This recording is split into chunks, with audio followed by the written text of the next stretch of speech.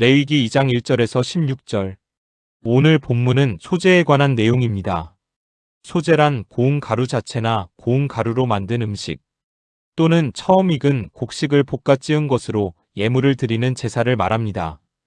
따라서 소재는 5대 제사 중 유일하게 피가 없는 제사로 다른 4제사와는 현격하게 구별됩니다. 하지만 소재는 그 자체로만 드릴 수 있는 독립제사가 아닙니다. 즉 소재는 반드시 번제나 화목제와 함께 드려야만 했습니다. 그러므로 소재 자체는 피 없는 제사이지만 피제사와 함께 드려진다는 점에서 소재 역시 피제사라고 할 수 있습니다.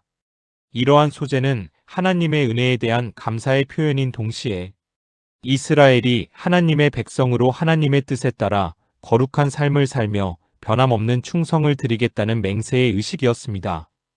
또한 곡식을 완전하고도 세밀하게 간 고운 가루로 예물을 드림은 이와 같이 철저하게 자신을 죽이고 하나님께 헌신하겠다는 의미를 담고 있는 것입니다.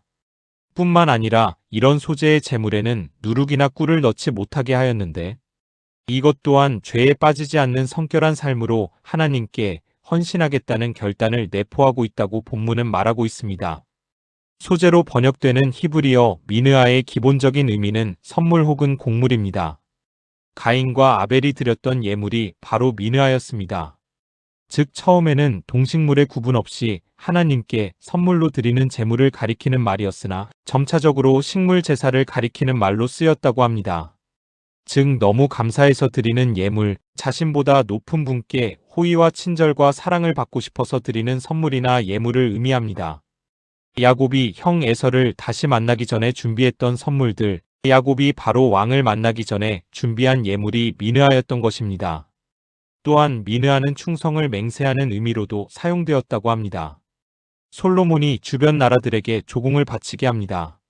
즉 충성을 다하라는 뜻입니다. 그게 바로 미느하인 것입니다.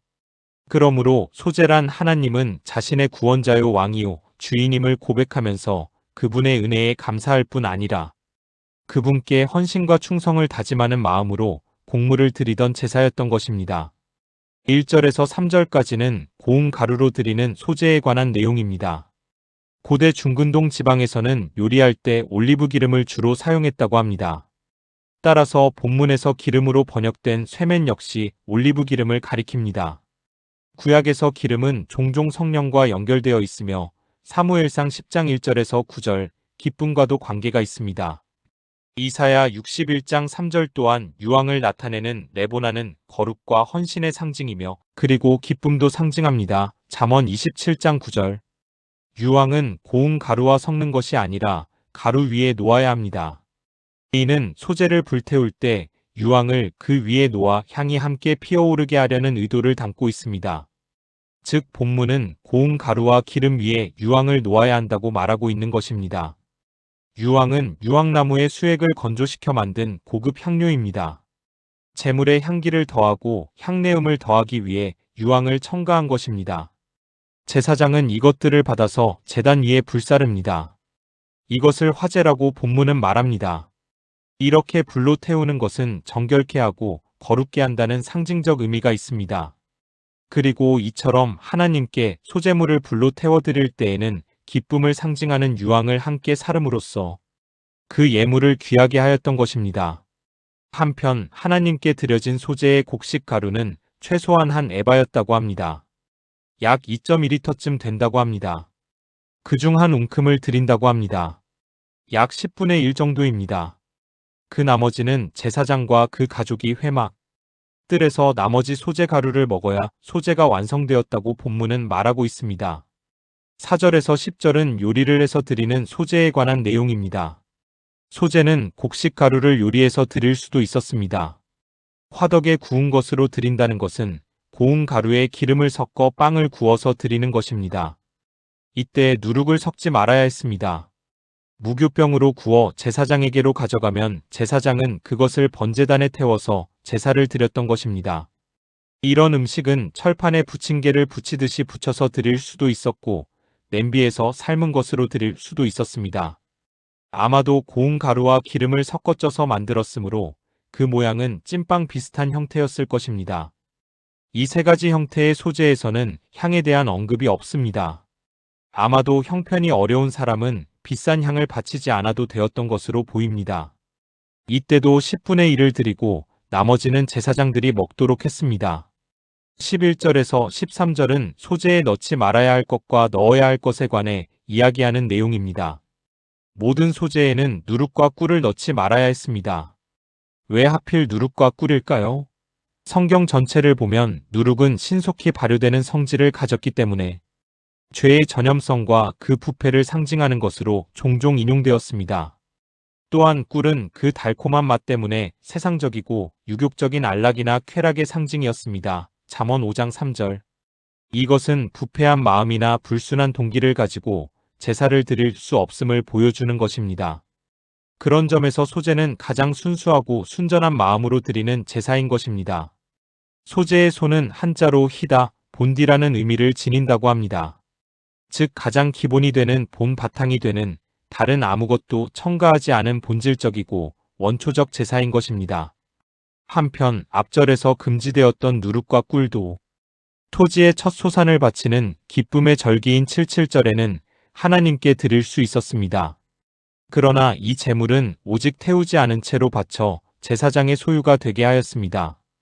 이는 하나님의 일을 하는 제사장도 수확의 기쁨에 동참케 하기 위한 하나님의 특별한 배려로 보아야 할 것입니다. 그리고 소재에는 반드시 넣어야 할 것이 있습니다. 바로 소금입니다. 소금은 누룩의 반대입니다.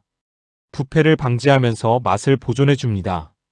또한 어떤 음식의 맛이 한결같이 유지되도록 지속시켜주는 성질을 갖고 있습니다.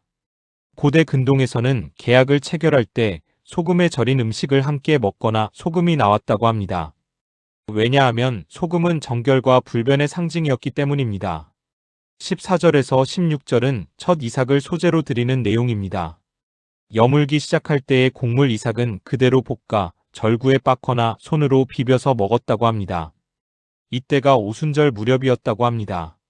이는 첫 열매를 하나님께 드림으로써 모든 곡식이 하나님의 선물임을 고백하는 것입니다. 기름과 유황은 고운 가루의 경우와 같이 사용되었습니다. 이것은 처음 것을 드린다는 의미가 강화된 예물로서 첫 이삭의 소재를 신약의 학자들은 예수 그리스도께서 부활의 첫 열매가 되심을 떠올려주는 역할을 하는 것으로 인식하고 있습니다. 본문에서 소재는 예물보다 더 중요한 것이 예배자의 마음이란 것을 강조하고 있습니다. 소재는 피 없는 제사입니다. 당연히 제물에 안수하지도 않습니다. 제사하면 떠오르는 이미지로 보면 다소 빈약해 보이는 제사일 수도 있을 것입니다. 하지만 본문은 하나님이 기뻐 받으시는 거룩한 제사라고 말하고 있습니다. 또한 소재는 생명의 떡으로 이 땅에 오신 예수님을 기억나게 하는 제사라고 할 수 있습니다. 그러므로 예수님의 희생이 하나님께 가장 향기로운 제물이 되셨음을 믿는다면 우리들 또한 그분을 따라 세상의 소금이 되어 세상을 보존함을 물론 하나님이 기뻐하시는 산 제물이 되는 삶을 살아가야 할 것입니다. 로마서 12장 1절. 이 시간 나는 과연 하나님이 기뻐하시는 산 제물의 삶을 살아가고 있는지 한번 생각해보는 시간이 되었으면 합니다.